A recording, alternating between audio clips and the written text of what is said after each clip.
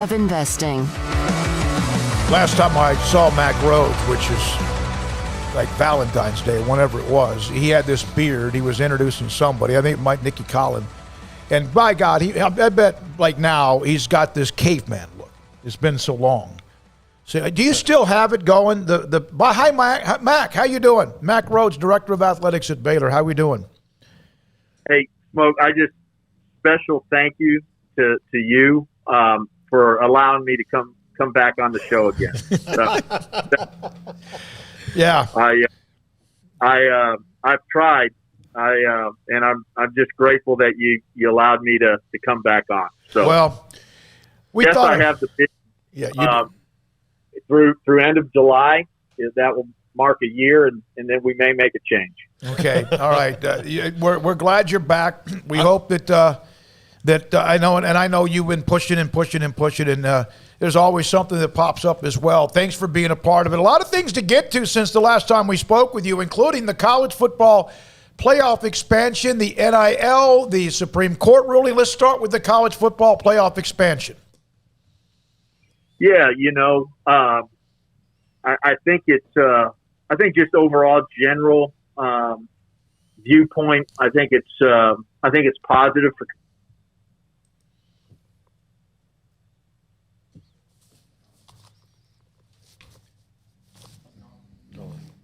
Okay. May have been disconnected, and see if we can get Mack back on again.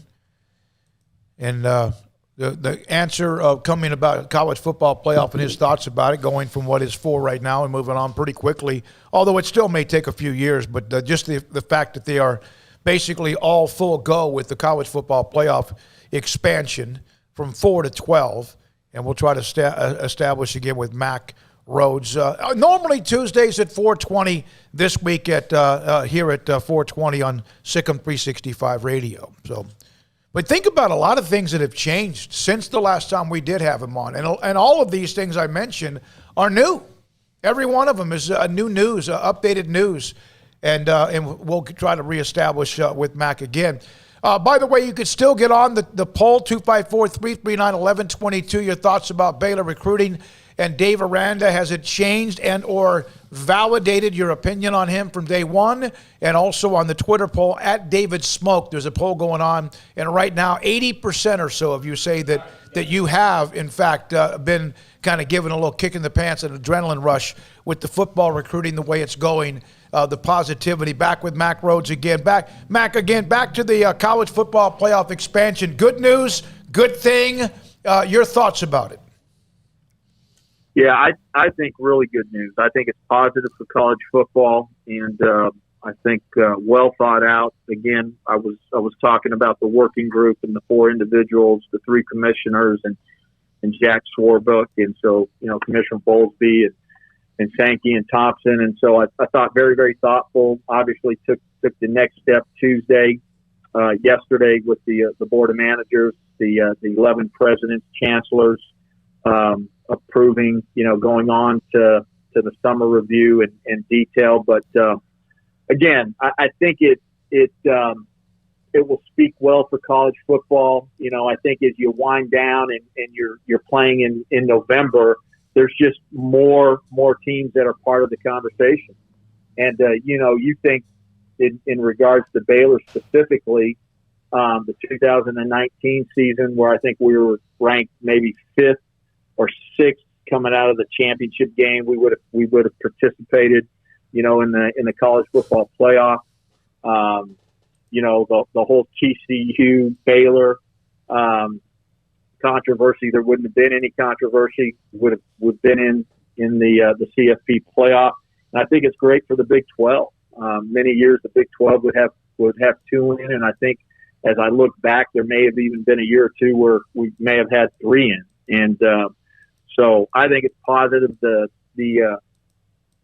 value on conference champions, I think, was huge, right? The six highest ranked conference champions, and then the 6 highest, other teams as selected, ranked by the CFP selection committee. So all good stuff. The bye for 1 through 4, the matchups, I think there needs to be some thought in terms of those first round matchups, 5 through 12, on home campuses. That might be the exactly right way to do it. Those 8 teams won't necessarily have a bowl type experience. So I think there needs to be conversation, both the visiting and home team. And so, I think, some thought and some conversation about that.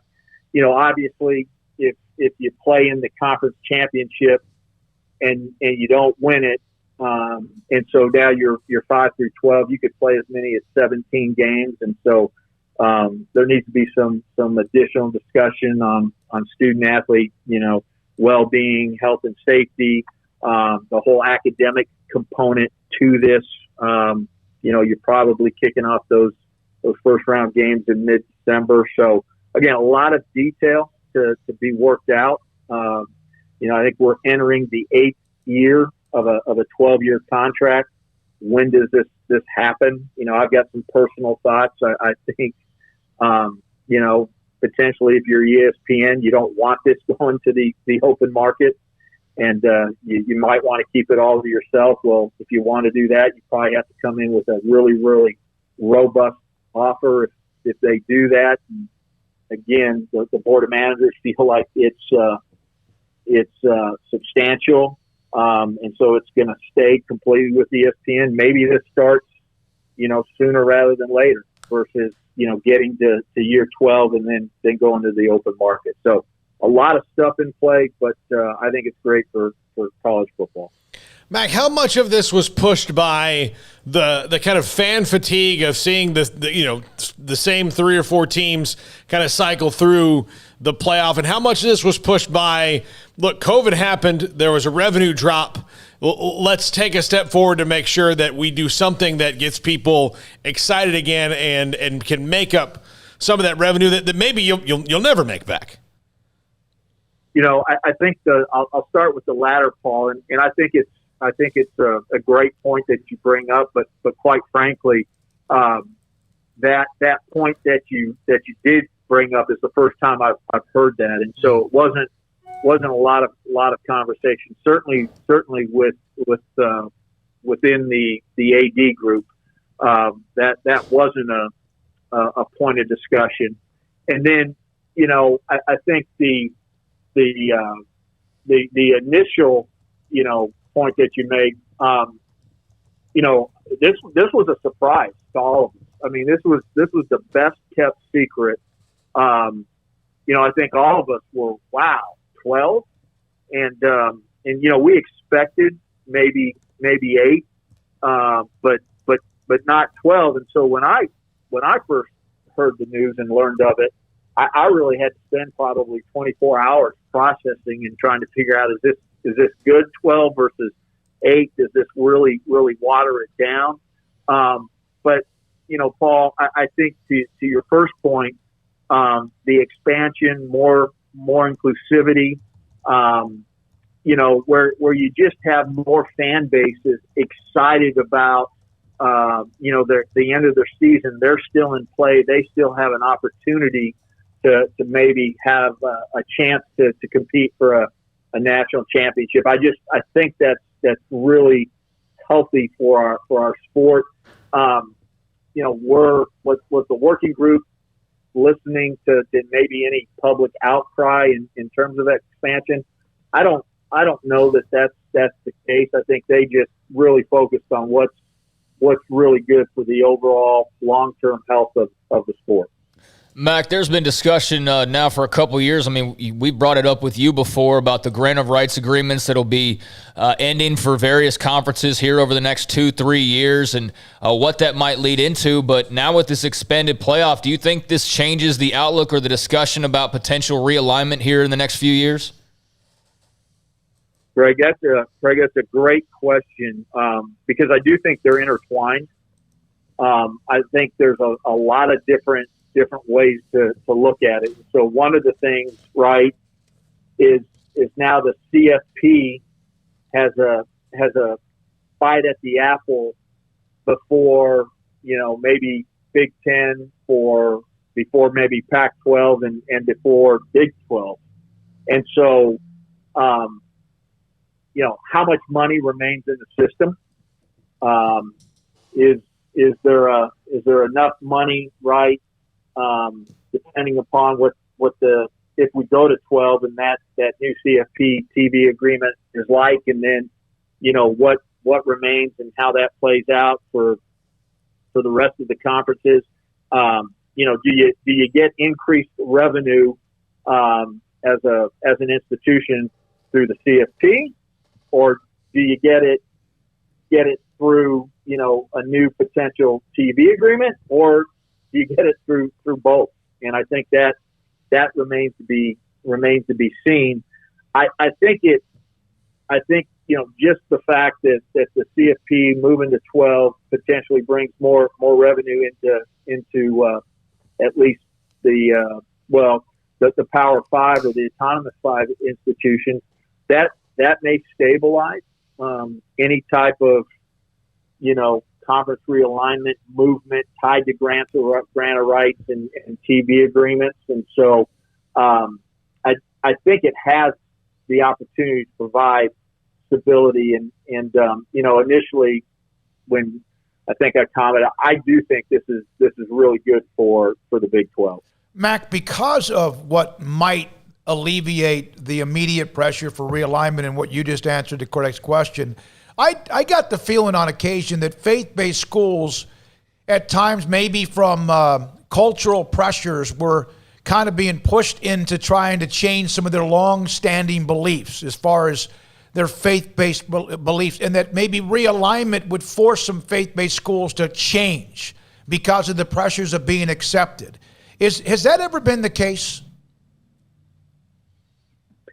Man, that's an interesting question, and it's so hard for me to speak for and on behalf of other institutions, and so I don't know that that's right or fair of me to speak to, but what I will say is for Baylor, we're never going to compromise that faith base, our mission, our Christian values. And I do truly believe that there is a place for faith-based institutions for Baylor amongst the Power 5. And I think it's good for college athletics. And again, I just know that here we at Baylor are not going to compromise that. We're not going to shy away from it. We're not going to tone it down. It's who we are, and I think it's what makes us not better. Not going to say that, but it certainly makes us different, and hopefully it makes us grounded and genuine and focused on our mission of preparing champions for life, developing our young people, challenging them in every way to be the best they can be, including spiritually. And so I think there's a place for faith-based institution amongst the quote unquote elite, and I'm proud of how we're navigating that. I'm not going to tell you that we're perfect, but I'm proud of our head coaches and our staff and our student athletes. All right, Mack, NIL has kind of, it's kind of grown some horns here. I don't know what's going on, on the end of the NCAA, because it seems like July 1st is bearing down on them, and they say that they have a potential plan to get it in place by July 1st, but if they don't, how does this go in Texas, Florida, and all these other places? And then what's to stop someone in another state from just taking a deal, knowing it's probably going to work out, and kind of daring the NCAA to suspend them? Yeah, I think you're right. I think it's been extremely fluid. Certainly, the Supreme Court decision on the Alston case has maybe caused another pause, another delay. We'll see. The NCAA has been working for. I can't even recall the timeline, but it's certainly no shorter than a year, and it may be in upwards of 2 years of a framework of name, image, and likeness legislation, and I certainly think it's reasonable, and I'm hoping that here sooner rather than later the NCAA is able to implement that legislation.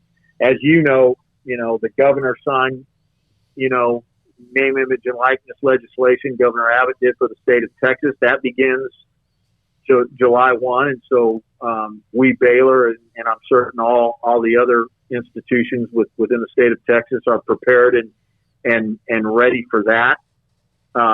Those institutions and states that don't have name, image, and likeness legislation on July 1, and maybe the NCAA hasn't implemented anything at that point in time, I do think they're going to have some leniency and some freedom for their student athletes to go ahead and pursue endorsements, etc., without any penalty. But for the good of our industry, for the good of the collegiate model, we do need to get everybody on the same page sooner rather than later. And so, as I think, as soon as the NCAA can pass and implement name, image, and likeness legislation across the board, where at least there's a level playing field for everyone, I think the sooner the better for all of us. So interesting time. It's really fluid. The conversations are. It's almost a little bit like dealing with COVID, just the uncertainty and trying to prepare, 8 different models and trying to have conversations with coaches and, well, we think this is what's going to happen, but until this happens, then we're going to do this. And if this changes, then we're going to change to that. So, Mack, I think you kind of answered it, but just to be clear, when July 1st hits, you guys are going to be, ready to roll. I know A&M and Texas have already been kind of promoting their, they got it, unique names for whatever their thing is. But when July 1st hits, you guys are going to be ready to take on name, image, and likeness? Yeah, we'll be completely prepared. We're going to handle it a little bit different, Craig. We're not like everybody else, and I'll say this: Baylor's not probably for everybody. We accept everybody, we love everybody, but it's not going to be for necessarily everyone. It's not for every coach. It's not for maybe every student athlete. We certainly want our student athletes and prospective student athletes to know and understand that their name, image, and likeness is important. And we want to help them and teach them to maximize that and learn about it. But the Baylor brand is also very, very important. We think we can do both. We can intertwine both.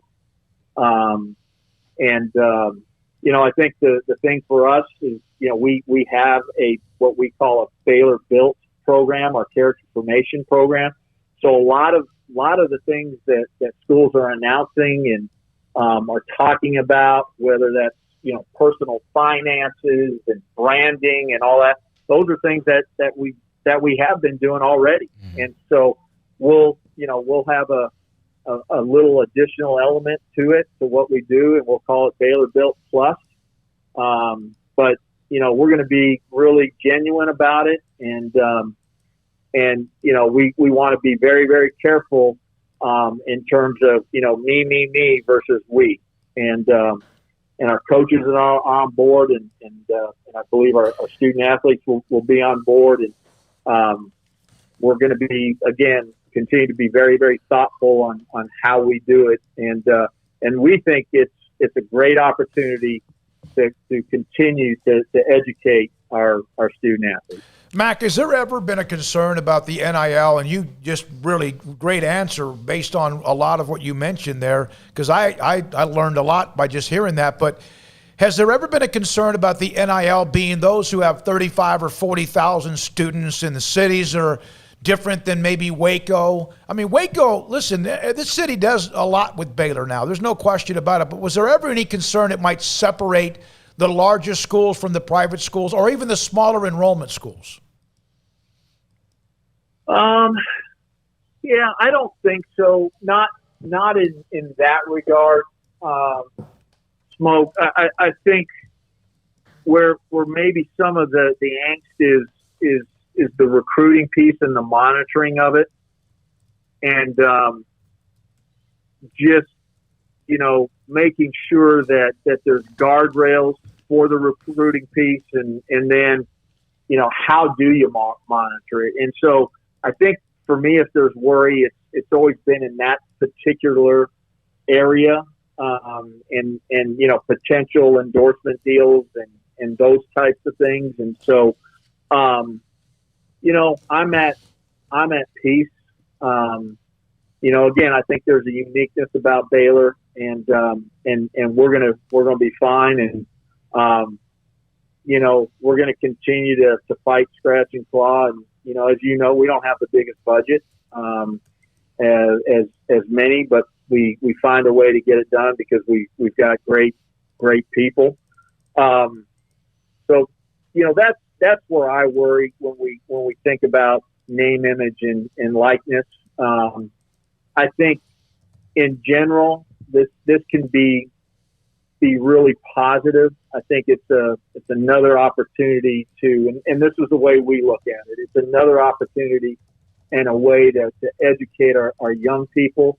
I think if there's been any additional worry to the recruiting piece is probably, do you have separation of student athletes within your own department and within your own athletics department? And so, how does that look and feel and work for the star, women's basketball player, or men's basketball player, or quarterback, or baseball player versus, your everyday, maybe not star? And is there just so much attention and highlight that it breaks team chemistry, team dynamics? That's where I worry, and so that's where I think, and again, this remains to be seen, and I'm sure we're going to have to tweak and evolve and all of those things. That there is a place for your brand and how you enhance that and maximize it, but there's a way to do it within the team, and there's a way to do it under the Baylor brand umbrella. And so that's how we're trying to intertwine it. And again, who knows? We've never done this before. We think we have a really good plan in place, but I'm sure there's going to need to be some tweaks. And I think also in the end the market will correct itself. I mean, we'll go way out, and then it will come back and settle at a reasonable place. And we want to be really genuine with our current student athletes and prospective student athletes, that whatever they hear from us, we're going to be able to deliver, and it's the way we're actually gonna live. Mack, in a regard, one way to look at this, and I know this might be pretty cynical, but is this a way that the NCAA may not have to monitor as many, pay-for-play cheating scandal type things? Because a lot of the things that, some of these things, I just think back to the Big Red Motors in Norman and what was happening there. Could they just not make them compensated endorsers, pay them the same thing, and be on their way as long as they fill out the paperwork? Yeah, I think, the word deregulation comes to mind, Paul. Mm-hmm. And so I think in a sense there's deregulation in terms of some of those areas that you mentioned. But I don't know if this, sounds, conflicting, but, that there's got to be with this deregulation, there's got to be some guardrails so that people don't take it past the limit. And now we have, certain recruiting advantages, et cetera. So I don't know that's certainly, I don't think that's the motivation. That was the motivation behind it. But in a sense, yeah, it's deregulation, and it probably makes it easier in some ways or it's maybe in some ways it's less to monitor. Mack, this is off the current topic, but your football staff has been pretty busy here lately. They're getting to hold camps for the first time in 2 years. They're able to have people actually visit campus, and it's safe to say it's gone pretty well for them with commits over the last couple of weeks. Do you just see an extra energy on campus right now with the football staff and all the people that are making their way to and from Waco to visit? Yeah, it's been amazing. It's been a lot of fun. I walked down into our lobby today, and it was filled with unofficial visits, and Coach Aranda and the staff are doing a great job. I really mean that. I think they're connecting. All of our camps have been sold out. We've got one remaining, I think, on July 31. But there's this renewed energy. You said it, and it's just good to see young people. Walking around. It's great to have, the visits, the in-person meetings, all of those things just throughout the department. So there is an energy, there's an excitement, and again, football, but all of our programs are doing a great job. I know you got to go. But the track and field, Trayvon Bromell, Baylor graduate, Baylor alum. Casey Lightfoot last night, or 2 nights ago, qualifies in the pole vault. We had Will London the third make it as well. And Brittany Griner. Brittany Griner in basketball. And there's still some that are kind of in a position. Yep. But to me, that's pretty amazing that you have those amount of Olympians. And I think that based on what I see from the alums and people who are fans of all the various sports, they're embracing that. How important is that you're going to have that brand out at the Olympic Games? Yeah, it is important. And I think it's a sense of pride for all of us. I think just, the opportunity to represent the United States, and I know that we have our issues as a country, but it's the greatest country in the world. And the fact that we have people from Baylor representing the United States, the highest level in the Olympics. You mentioned Brittany. I'm so happy for her and excited for her, and Trayvon and Will and Casey, and it's just I'm proud of them, and it speaks to the three track and field student athletes. It just speaks to the great track and field tradition, and Clyde Hart, Todd Harbor, and just the great job. We didn't even mention the 3 track and field individual national champions that we just had. Aaliyah and Akira and Casey, and so yeah, just I think it's nothing but positive for our institution. This little faith-based school on the Brazos, right? And again, we're going to continue to fight, scratch, and claw, and be the very, very best we can be, and remain humble, and always know and understand that it's for His glory and not ours. Mack, great to have you back. Appreciate it. Look forward to seeing you here pretty soon. Thanks for your time today, and thanks for a little extra time. It's great to have you back on the show. Appreciate it. Same here. It's great to be with all of you. Thank you again. Appreciate you all. Mack Rhoades, Director of Athletics at Baylor. There's a couple of things in there. One, they are ready for July 1st, the national image likeness, and they are going to do things perhaps a little bit differently than maybe even we think, but how they're going to position themselves. There was a part in there that he even mentioned the campaign name, and I was going to write it down, and I did not do that. Baylor Built and Baylor Built Plus. Yeah, and so that's a part of it, along with some other notes about the college football playoff expansion, name, image, likeness elsewhere, conference realignment, and even the religious part of it, about what he said about Baylor will not change who they are or their beliefs. They will have some changes, but not to a point that it would, I guess, change who they are just to be a part of something. And perhaps the college football playoff calms down the possibility of super conferences, because now you don't have to have them, and you don't have to be in one to be a part of the college football playoff. A quick break here. And, let's just keep going. Let's just go here and guys run break you 6 guys, here in like 2-3 minutes. Okay, then you guys, what else did he say that caught your attention?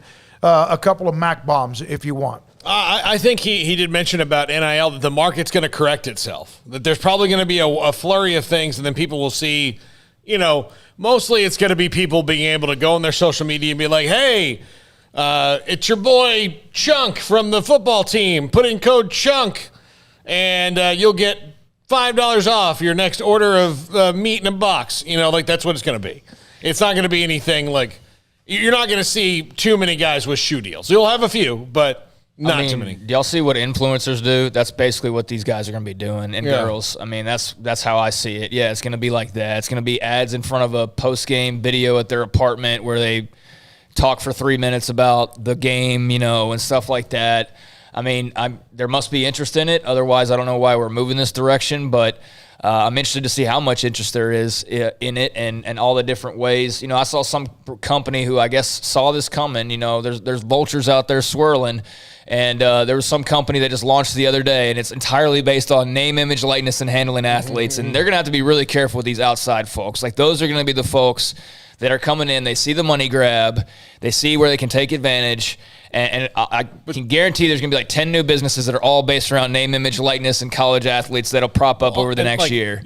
People will be able to put themselves on like Cameo, which is like a celebrity thing where you pay money. And, like we had last sponsored week. Instagram posts. Memo.me, yeah. Yeah, this is a sponsored post or whatever. And I mean, if you're on all those apps, I guess you'll see a lot of it. I'll miss out on most of it, honestly.